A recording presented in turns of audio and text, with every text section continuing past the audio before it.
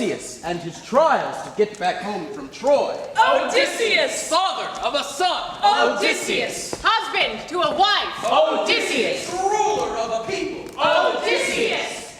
The greatest mind of his age!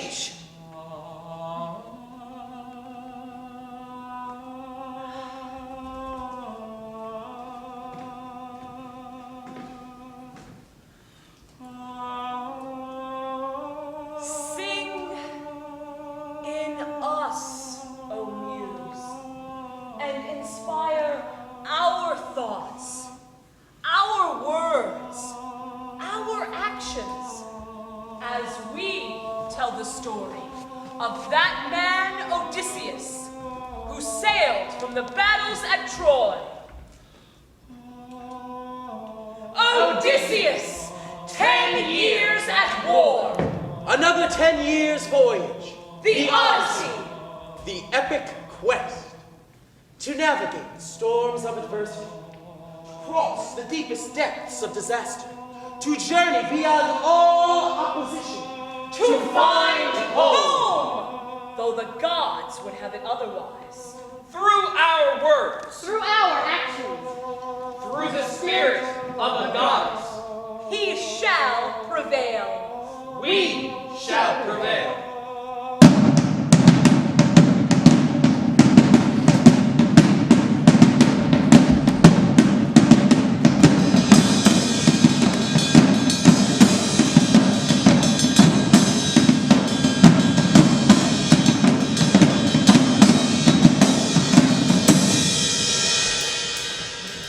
The sun shone brightly in the great hall of Olympus. Home of the gods. High in the clouds. All of the gods and goddesses were gathered as the great debate began over the wandering Lord Odysseus's fate. Up spoke Athena, goddess of wisdom, her bright eyes glinting.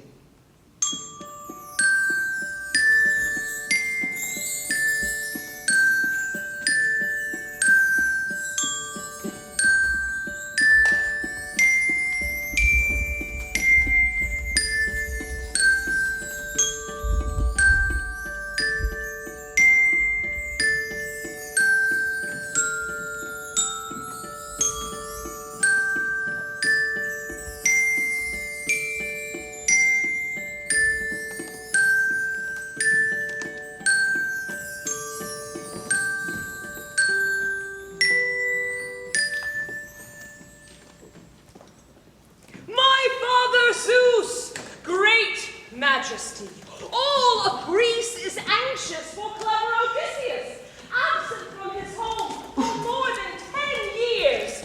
Can you not spare him even a thought, great Olympian, ever faithful in sacrifice on the fields of Troy?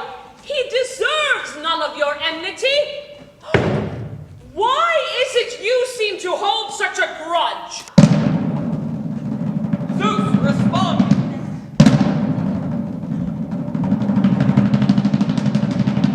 Zeus, whose voice was so great that it resounded in the mouths of all the assembled gods. My child! My child! My child! My child! My child! My child! My daughter Athena! My daughter Athena! We hold no grudge! We hold no grudge! We also desire Odysseus to return home! We also desire Odysseus to return home. Then, Father, please, bring him home to his shining kingdom of Ithaca, to his wife, to his boy. It is not so simple, my child. It is not so simple, my child. There are some gods who bear him ill will. There are some gods who bear him ill will. That war at Troy was complicated. That Odysseus' home is overrun with suitors. These men, who daily ridicule his son Telemachus, have taken over his palace, and they refuse to leave. Oh, until Penelope, his wife, decides to marry one of them. We cannot interfere. We cannot interfere. Well, if all of you refuse to give him aid, then it falls to me to take action. So saying, Athena fastened to her feet those fine shoes of gold, which carried her so oft from heaven to the mortal world below.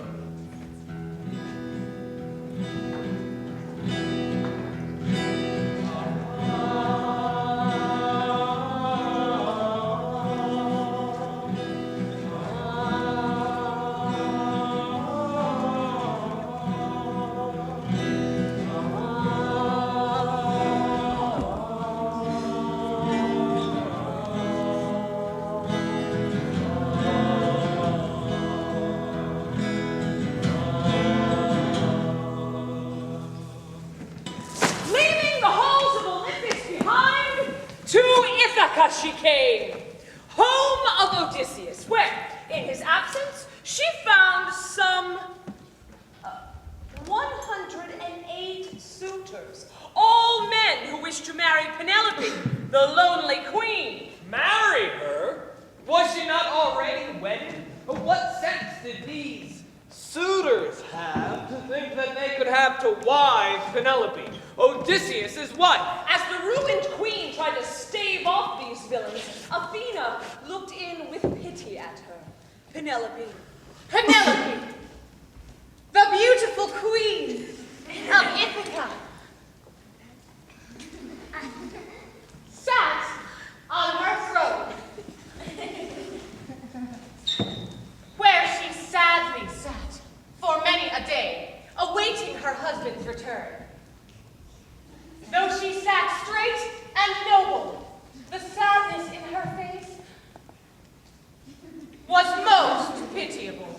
The suitors would say, "We're not leaving! We're not leaving! Until you decide which of us to marry!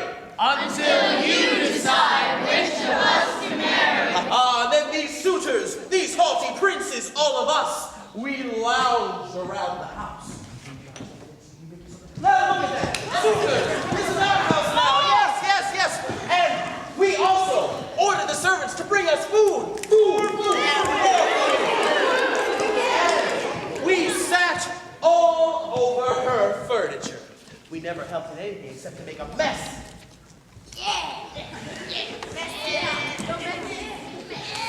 Penelope spoke to them, these lazy suitors who refused to leave her house. She said, "Tell them, Your Majesty." Leave. The suitors responded. They shouted back at the queen. No! But Penelope had it with them. She stood up in anger, ready to leave. But the suitors stopped her with words of wooing. We began to shout out reasons why we should be picked to be her husband. And we began to point out qualities that we thought the queen would admire in us.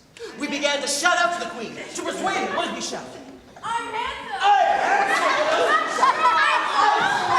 What else did we shout? I'm funny! Penelope, what more can these suitors say to you? Penelope heard these greedy declarations of love, but she still held out hope that her husband would return, didn't she? And so she had made a decision about marrying them. She said, "Your Majesty, do you want to marry them?" She doesn't. Telemachus! Son of Odysseus, Son of Penelope, came forward. you suitors do not listen. My mother has told you to leave this place and go back to your homes, and yet you persist in bothering us. I give you this one last warning. Leave now, or I will remove you myself. The officers who had no respect for this young prince laughed at him. Oh, scorn as you must, but I warn you, the gods will bring their wrath upon your heads if you do not desist. The suitors responded to this thing.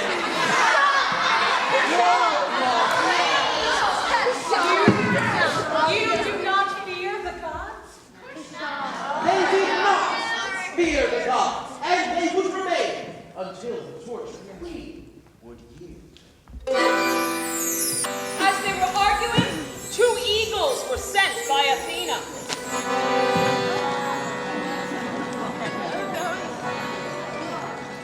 They were fighting and clawing one another high above their heads. As talons tore, ripped, and shred, the smaller bird pierced the chest of the larger bird.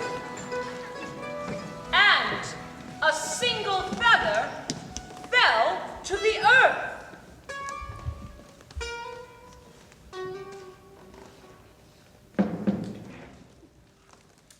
Hush, fell over the assembly. Everyone knew this was a sign from the gods. Suitors were speechless, for some feared that the larger eagle represented them, and that the wound signified their demise. The queen, who smiled softly, hoped it meant that Odysseus would come back and crush the suitors in his fury. Old Lord Halitherses, the ancient and wise prophet, came forward. It fell to him to interpret the meaning of this omen. He went and picked up the feather. He then glared at all of these wicked men and said, "What? Great Lord Halitherses, what will happen to all of these men?" I believe that this sign from the gods shows that Odysseus will return to his home and destroy you all in his fury. Odysseus will destroy them in his fury? Thank you, wise Lord Halitherses. Old Lord Halitherses was indeed very wise. The suitors would meet their doom for their disrespect of the gods and Odysseus' home. Gray-eyed Athena, goddess of wisdom. Had seen enough of this misery and decided her course. She would aid her favorite mortal in his journey, which had only just begun.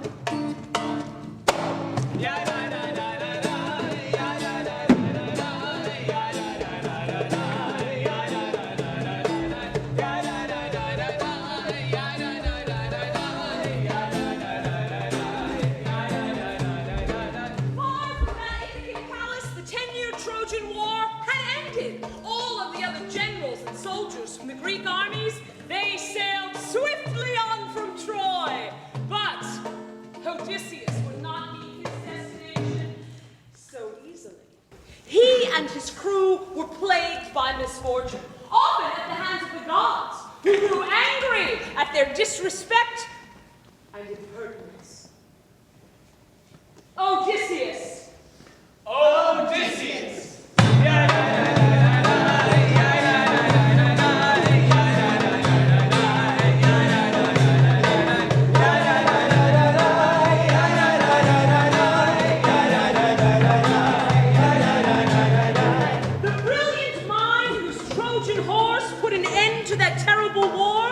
Sailed swiftly across the deep waters of the Aegean Sea, home to his wife and to his boy.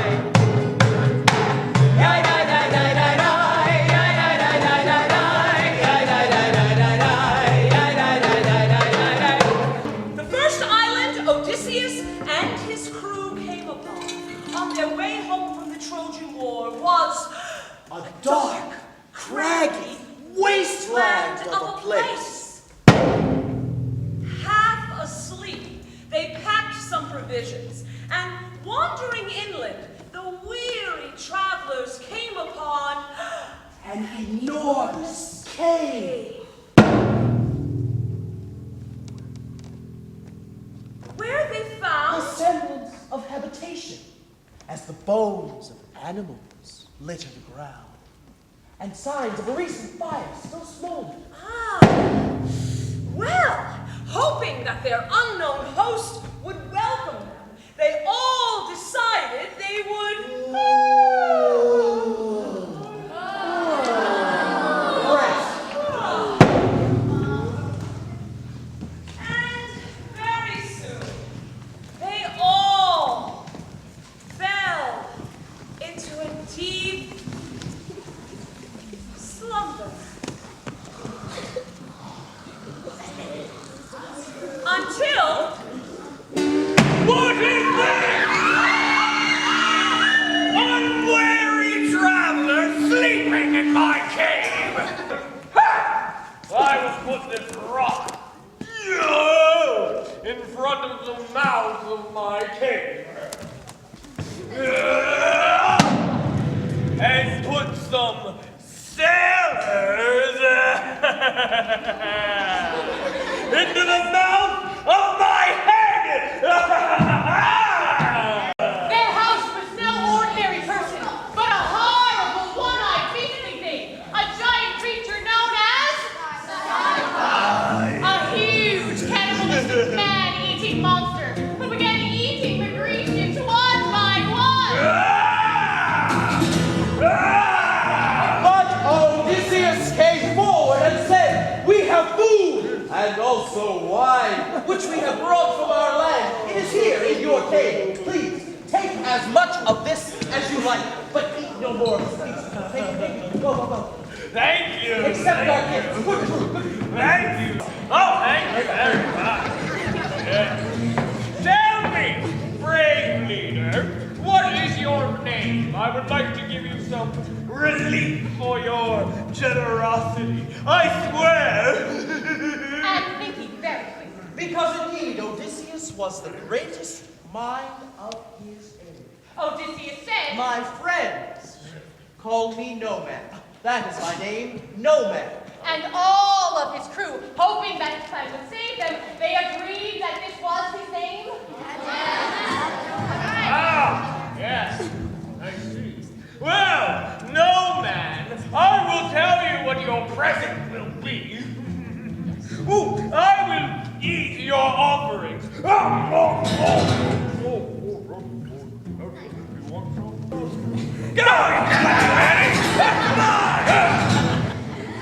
And I will drink your wine.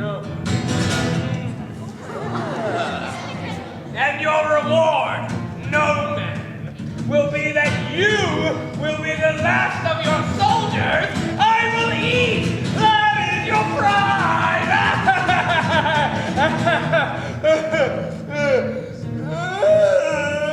Now I will go to sleep. And tomorrow I will eat more of this fine Greek food.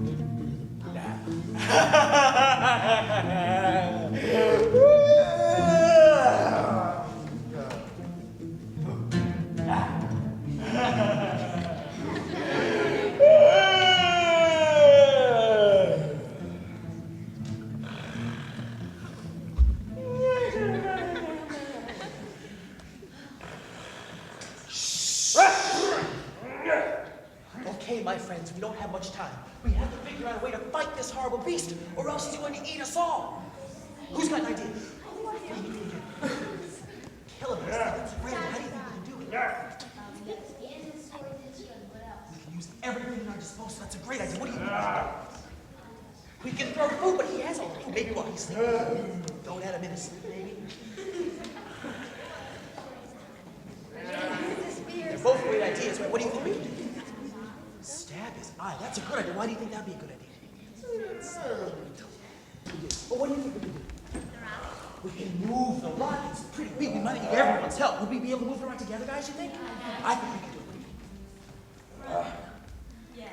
Well, we can't go out. We can run in circles. Maybe he'll get tired, but he'll run away, remember? Maybe after what she said, if we move, then we can run, right? Now, I've never had Cyclops before. Would you keep the eye? I don't want to keep the eye. I'll save the eye for you. You know what? I keep hearing the stab him in the eye. What do you think? Take it by the legs. man, just drag him around this cave until he bashes his head open. Now wait a minute, I keep hearing this poke him in the eye idea. Let me get this straight. If we hit him in the eye, he can't see us, right? Yeah. And if he can't see us, he can't eat us, right, crew? Yeah! Jeez. And so they all leaned down and found a stick. And then they sharpened it. And they took them and they stabbed them deep into the socket of the beast. Odysseus and his crew were successful, and when Polyphemus leaned down to remove the giant rock which blocked the entrance to his cave and out, they were able to escape to their ship. Polyphemus called to his brethren. Help me! Help me! I have been beset by a villain who has hurt me! He has hurt me forever! Who has hurt you? Yeah, what has happened, Polyphemus? Who has hurt you? No man has hurt me! I've been hurt by no man! If no man has hurt you, then you have nothing to fear! Yeah, Polyphemus, we have villages to consume. Yeah. Please do not bother us anymore. Yeah! And they lumbered off, leaving Polyphemus in his misery. When he was far enough away from the island that the beast could no longer do any harm, Odysseus' pride made him yell back to Polyphemus. You fool! I have tricked you! Let it be known that it was not no man who hurt you for your wickedness, but Odysseus, king of the Ithacans. Odysseus did this to you. His first mistake, to tell the wretched beast his real name, for Polyphemus was the son of a powerful god. Odysseus.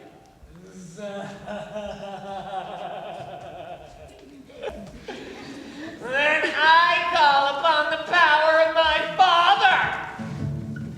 Father, do not let this Odysseus return to his home. Send your pain upon him, and let grief and anguish be his for what he has done to me. For he has hurt me.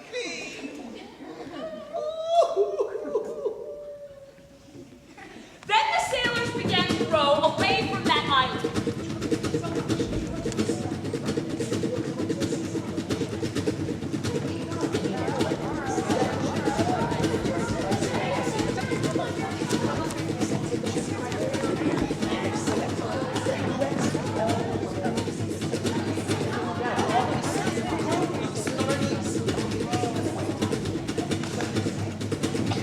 There you go.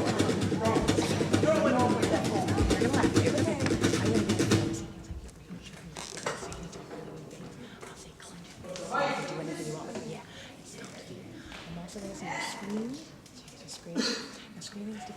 The great gentleman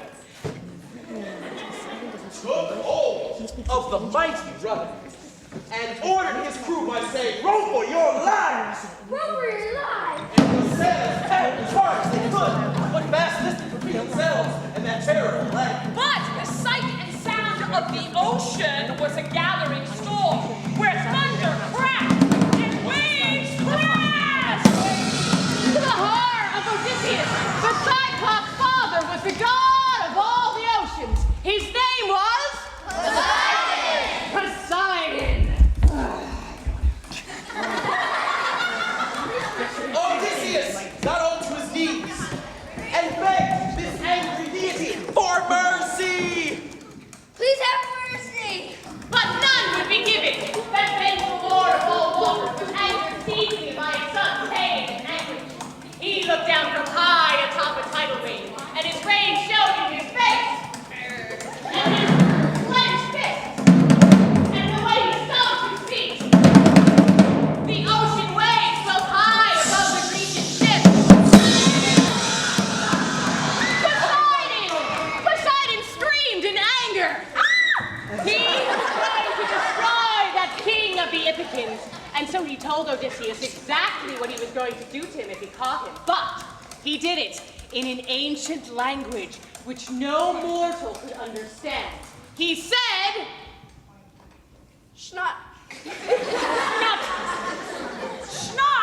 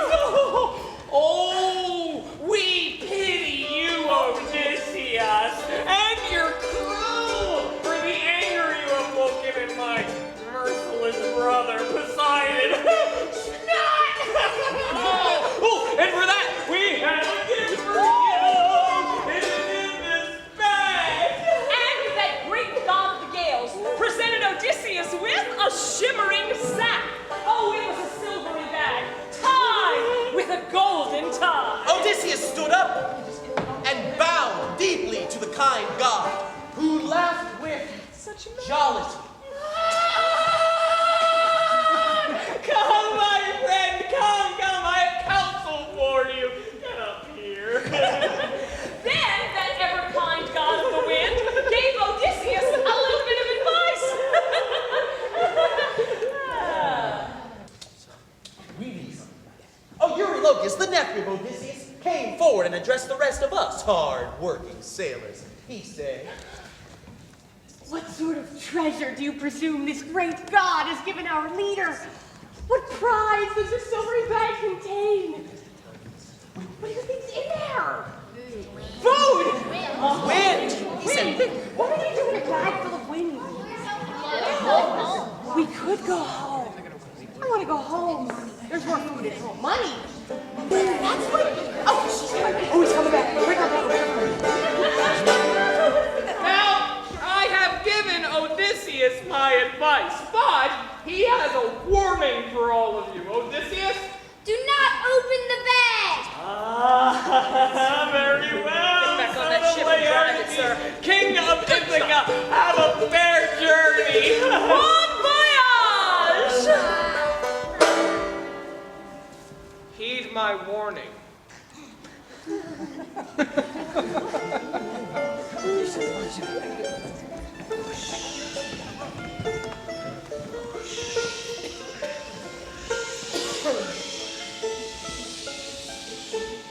9 days passed on the open seas, and for 9 sleepless nights, Odysseus tried to heed the warning of their benefactor.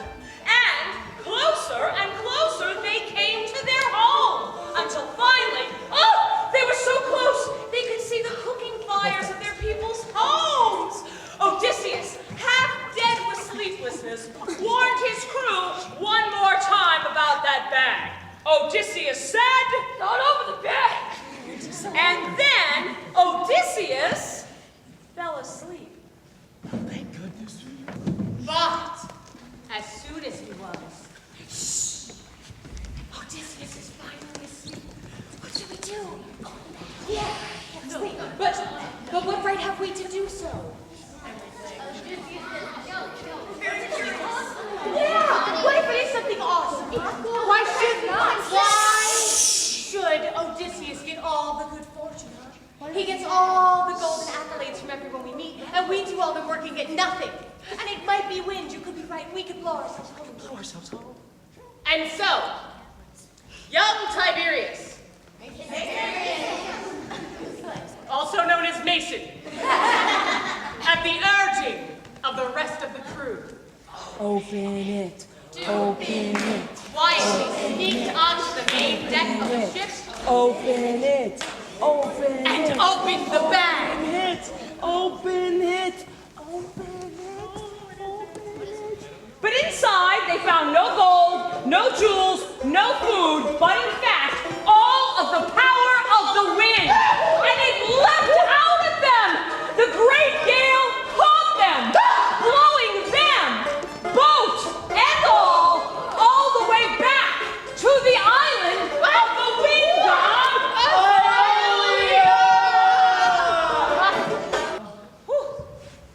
Why are you here? I sent you on your way a week ago. What happened? Why are you here? They opened the bag. You opened the bag?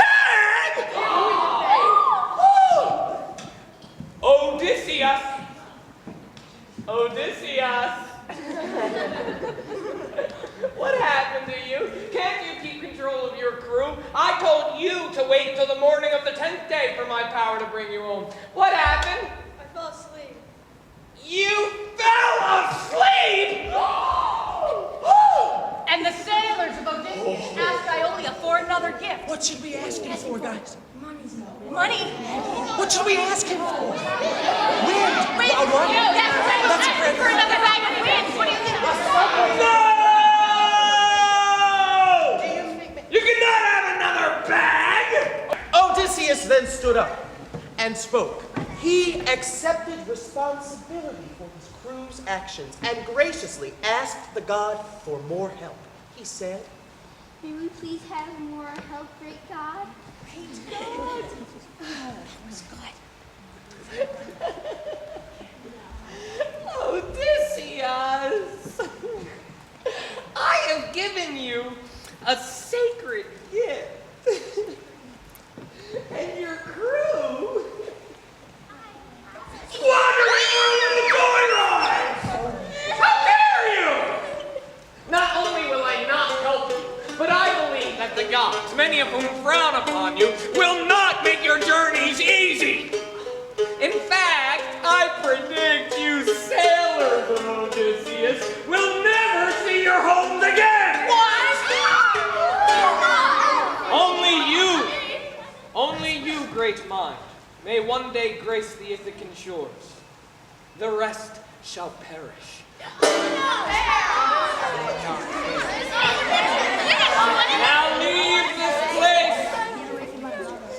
Seek counsel in Hades, Prince, for there is no one living who can guide you now.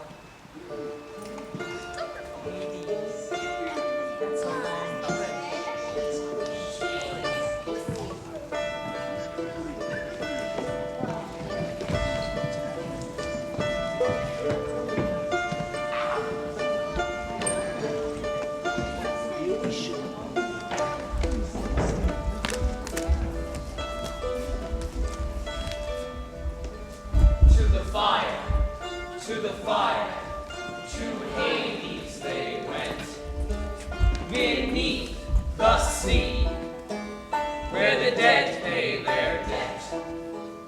To the fire,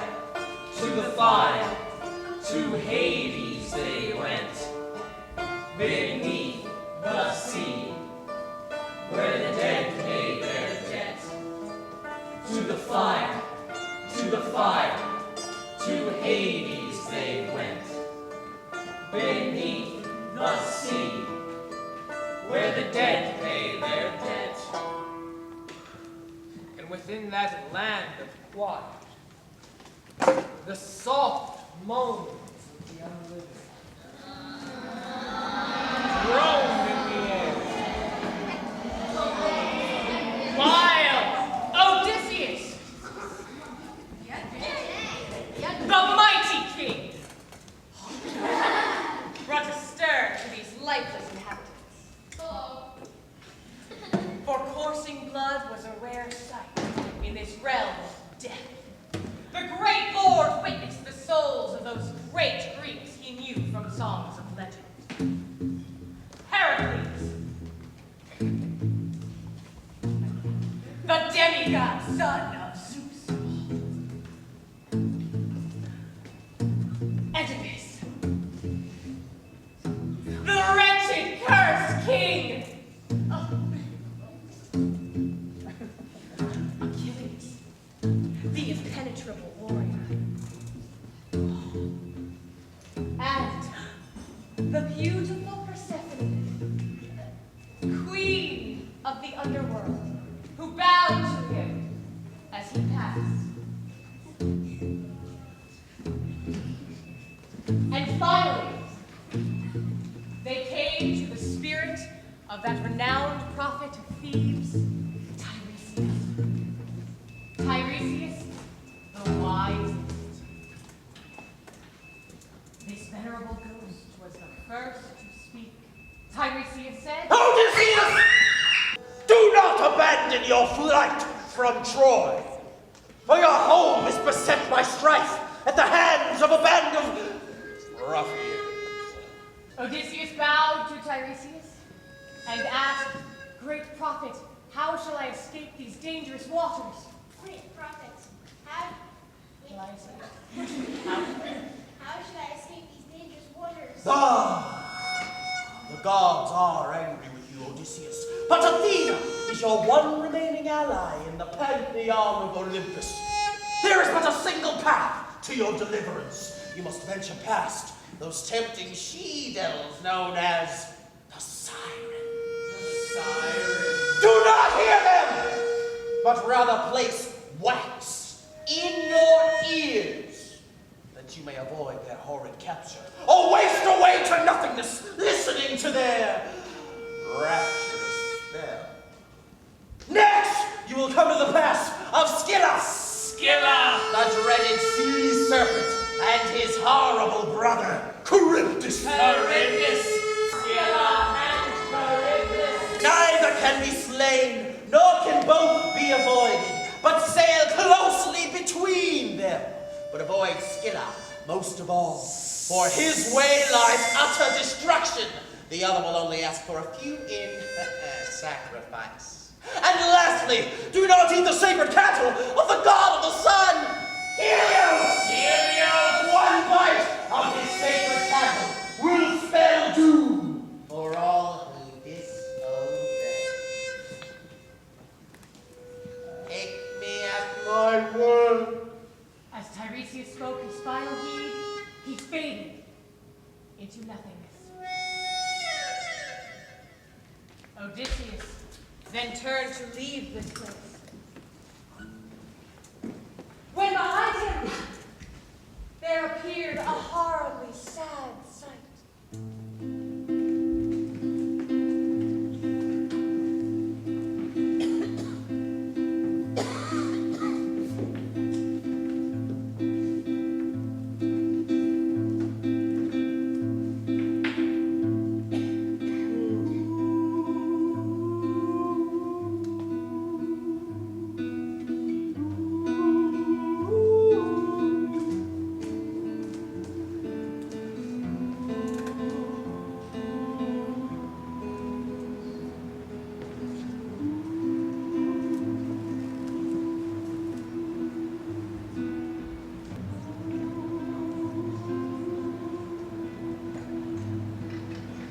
The specter of Anticlea, the mother of our tale's hero.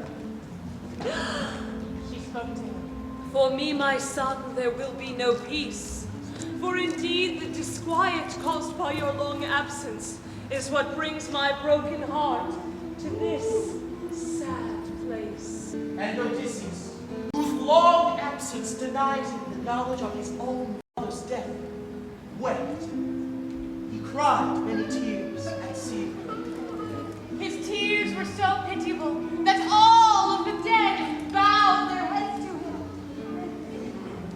Odysseus approached his mother, and she spoke to him. But my son, what brings you to this sad place? Odysseus then told his mother what he did that angered Poseidon, the god of the oceans. He said to her,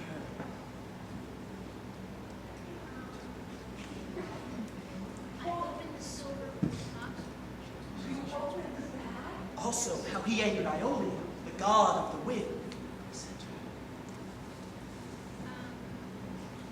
her, My son, what made Poseidon so angry with you that he should throw you off course from home? Odysseus then told his mother what he did to the Cyclops, the god's son. He said to her, I tricked him into thinking I was Oh, my son. Though the gods are disappointed with you, it will be Poseidon's anger that will not be so easily quelled. When you return to your home, you must travel far inland and find a place where the people there have never seen the ocean. There, you must plant an oar, that Poseidon may know how truly repentant you are. Swear to me that you will. Odysseus swore to his mother, saying, I swear. Oh, my son, I am sorry for all your hardships, but I hope for the sake of your wife and your child that you will not give over to defeat. Promise me that you will not. I will not, I promise. Ah, I hope you speak true. Now go, and may fortune favor you as you leave this place of dread. When Odysseus held out his arms to hold her once more, she swelled no longer, as if the shadow was only a cheerless dream. And with that, the mighty Odysseus left his kingdom of the dead.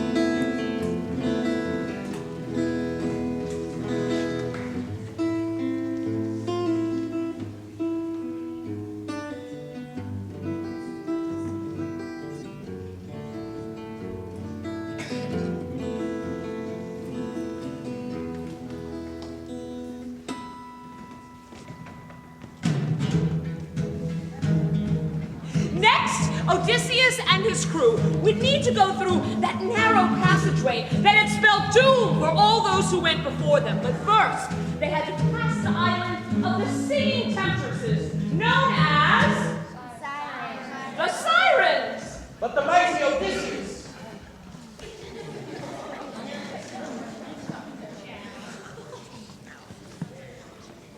that ever curious monarch wanted to hear the songs of their lovely evil, so he had a plan. He lashed himself to the mast of his ship and made his sailors vow not to release him until they sailed past the island of those wicked temptresses. No matter how much he showed he wanted to go to them, for he knew that that would spell evil and doom. He ordered his crew by saying, "Don't untie me!" Don't untie me. And his crew promised that they would not. They then reached into their pockets, and there they found some wax. This they placed in their ears, and they could hear nothing from that moment forward. Soon enough, they sailed past the island of those wicked temptresses, and those beautiful creatures sang their song.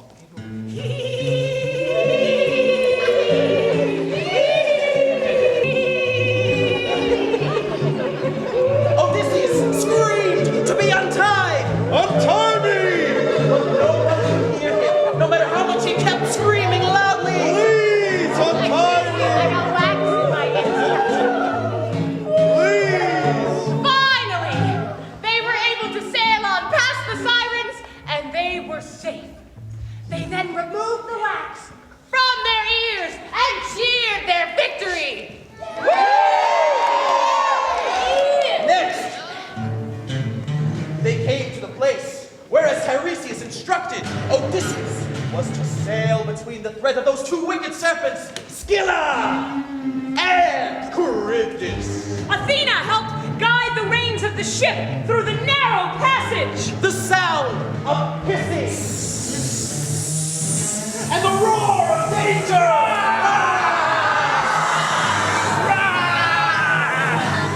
were unbearable, as some 2 or 3 of Odysseus' crew were eaten by the famed Charybdis.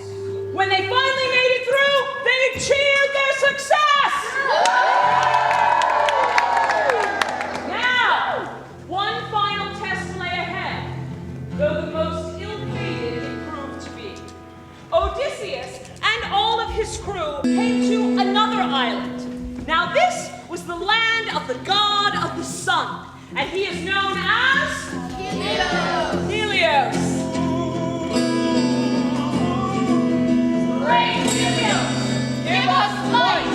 Great Helios, give us light. Great Helios, give us warmth. Great Helios, give us warmth. Great Helios, give us warmth. Great Helios, give us warmth. Great Helios, give us Oh, they were begging for food because it had been 5 days since they had eaten anything. And so, before Odysseus went off to explore this island, try to find something to eat, well, he thought that maybe he should warn his very hungry crew not to eat any of the cattle that belonged to Helios. So Odysseus said, Don't eat any of the cattle that belongs to Odysseus. Helios. Yes. And as soon as Odysseus left, But I am starving! It has been days since we have had anything to eat. I'm so hungry I could eat a Trojan horse. I know that this god demands obedience, but I will expire if I do not have something to eat. What should we do, men? Eat Who wants a hamburger? Who wants steak? Let's eat the yummy cows. Come on, eat the cows. Eat the cows. Eat the cows. Eat the cows. Eat the cows. Eat the cows.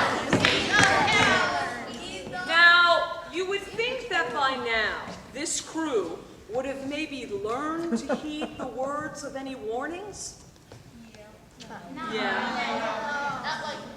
Not likely is right, because they all forged ahead. They ate the cattle of Helios. They all ate of the sacred cows. And Helios? Well, Helios exacted his retribution on the foolish men. None of Odysseus' sailors was spared.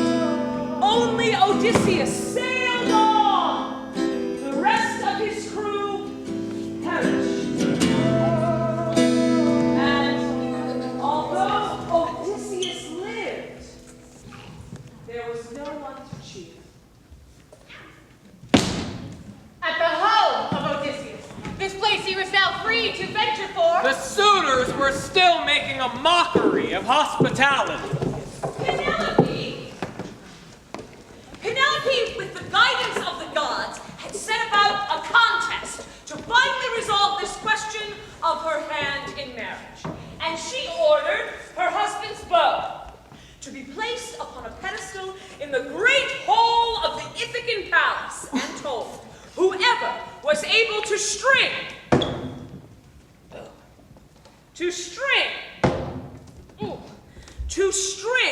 this mighty instrument And let fly an arrow through the heads of 12 axes would have her hand in marriage. and all strife. The suitors all answered as one when they said, "Who?" Just then, the doors to the main chamber opened, and there stood a beggar.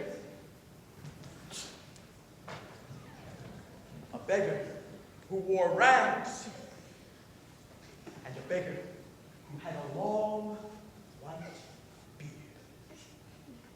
and a world-weary demeanor. The beggar spoke up, for he was very cold. I'm cold. And the beggar was even more hungry. I want a steak. And the beggar begged to be let into this grand palace. He said, Come in. But the suitors didn't want this peasant in their presence, so they said to him, Some 2 or 3 of the suitors stood athwart the threshold, barring entry for the aged thing. But Telemachus, who seemed unusually glad to have the presence of the stranger there, spoke out. Frighten this unknown fellow from my halls, would you? May the gods forbid it. He shall be welcome in my house and take comfort from his plight.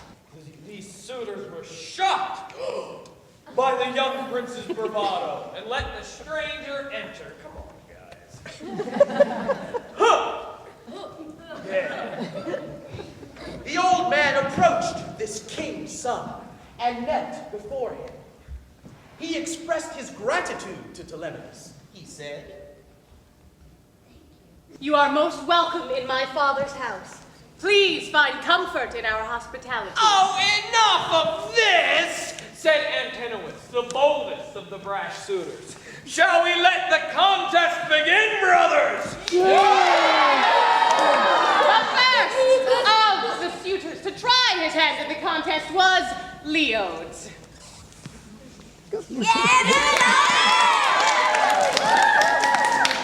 Leodes was the meek son of Oenos.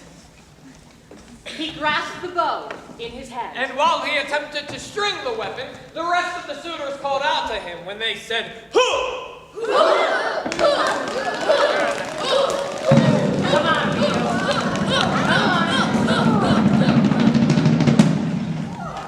Nothing? Nothing.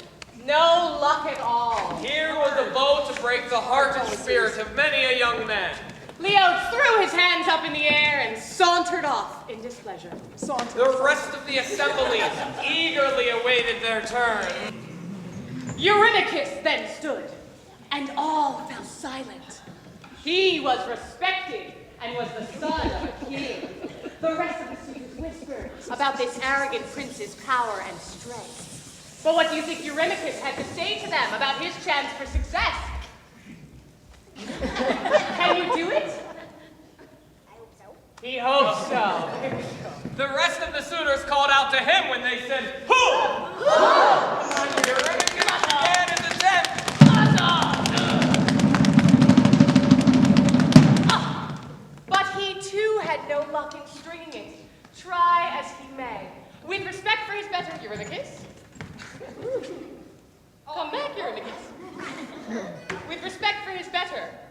He made me reverently place the bow as he ran off to his seat. To everyone's surprise, this old man then stood, bedraggled as he was, and in an ancient voice, he said, "Let me try." At this, the suitors' ire was deep, and the anger in their faces was stronger than it had ever been. Their breathing and seething was building as their mock of this beggar turned to hatred. Antinous, the instigator, could not contain himself. "Sit down, you filthy peasant! You go too far!" Penelope, whose house this was, whose crown told her queen. Now, she did not think that this Antinous should speak to the beggar that way. So she said, Don't order him around. "But your majesty, what should we do about this beggar? Should he get a try at the bow in the contest?" Yes. Oh. Well, at this, the suitors shifted in their seats. Telemachus, oddly confident, then said, "What you have spoken shall be done. No one has the right to deny the queen her order. So let the man have a try at this. And mother, do you retire for a while, and let your son bear the burden of these suitors and their taunts, and do you have rest. For I am sure this night will outlast the dawning of the sun." Penelope, struck with a secret pride at her son's power and adultness, smiled at him, then retired to her chamber.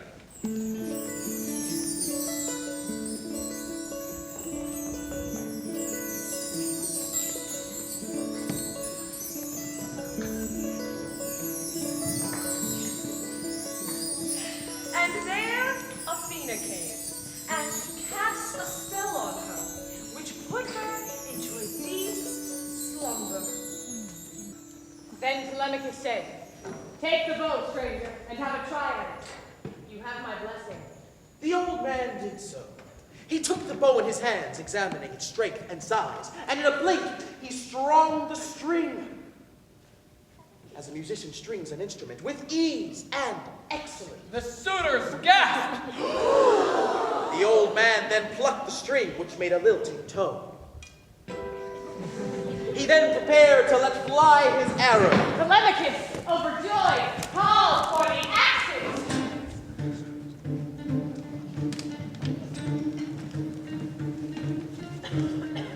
One by one, they were set in their places. And from first to 12th, these barbaric weapons of fury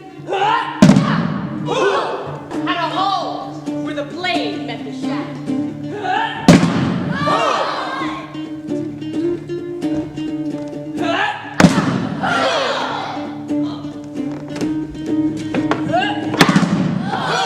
The openings of the axes were his targets, and his aim would need to be perfect as to thread the eye of the needle. The old man then stood up and looked at all the suitors, took them all in as if for one last time. He then knocked the bow and let loose an arrow at the axis. Athena, that ever-kind goddess of wisdom, guided the shot of justice.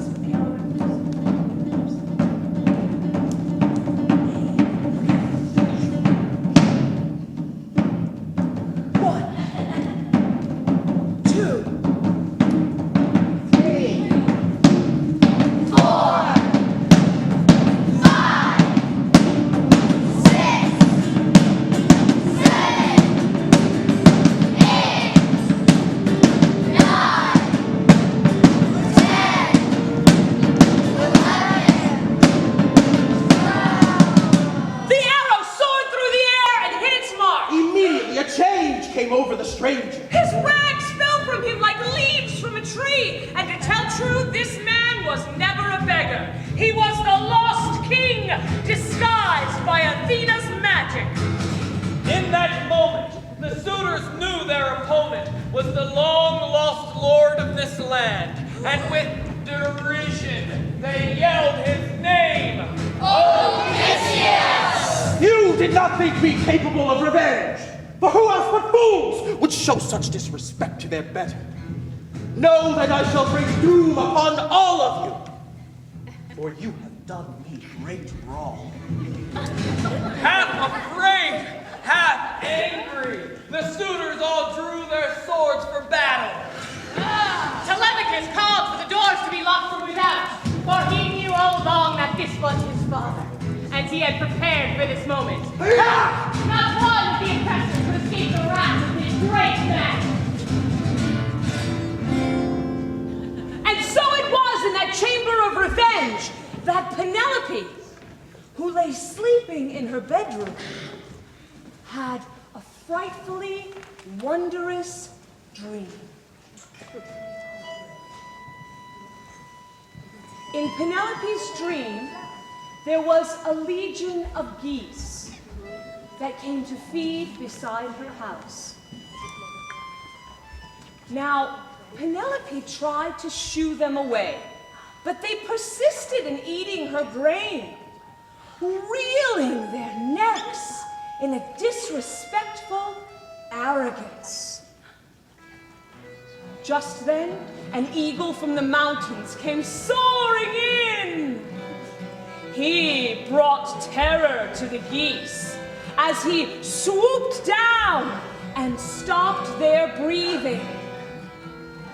One by one, they fell to the power of this crook-beaked beast. And as they laid there, the eagle spoke to Penelope. Be glad, says he, renowned Icarus's daughter, for this is no dream, but something as real as day. I am the bird, and these geese are the suitors. Know now that your Lord is here to bring inglorious... At this, she awoke with a terrible start. And before her was her Lord. Awake, dear queen! Awake, for there is both terror and joy within these walls. So shaken was she with the images of these geese, she knew what they meant. The suitors were all vanquished, all gone, and Penelope wept for their strict punishment. But after 20 years' absence, her husband was home. She looked up at him! And he said to her, I am Odysseus, ruler of a people, father to a son, husband to a wife. And in my long absence, I have hoped for nothing more lofty than to see your beautiful face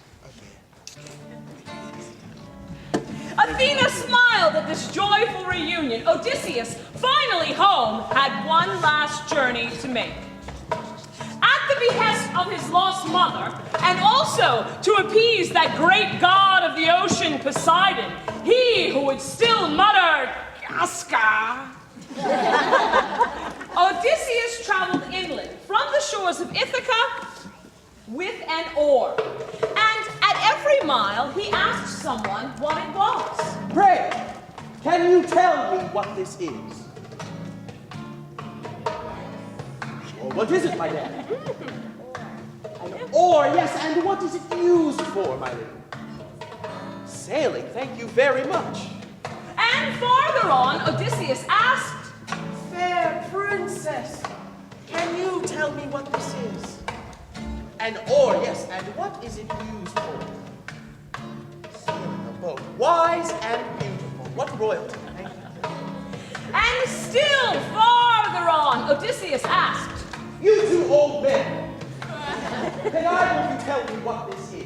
An oar. An oar, yes, and what is this oar used for? For sailing a boat. Thank you very much. Now this went on person after person, mile after mile, until finally Odysseus came to a very small village. Now this village was far beyond the hills of the Germanic tribes. And there, Odysseus met someone who did not know what that was. Odysseus asked, Do you know what this is? Thank you very much. You have made my day. Odysseus had gone so far inland that the people there, they had never seen the ocean. They had never seen waves or beach or the power of Poseidon. And so to do him homage, Odysseus planted his sacrifice here. For